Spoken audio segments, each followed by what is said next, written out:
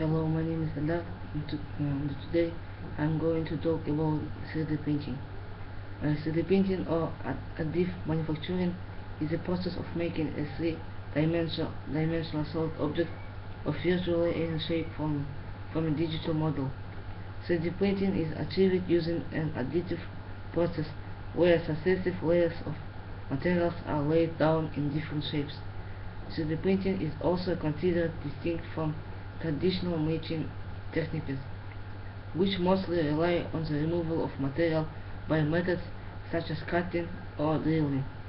A 3D printer is a limited type of industrial robot that is incapable of carrying out an additive process under computer control.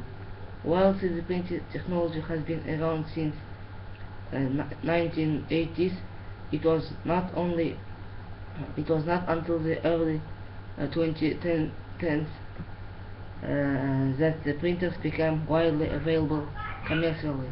The first working 3D printer was created in 1984 by Chuck Hull of 3D System Corporation.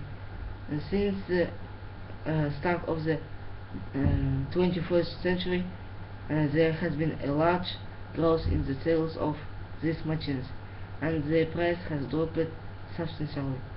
According to Walls Associates, a consultancy, the market for 3D printers and services was worth £2.2 billion worldwide in 2012, up 29% from 2011.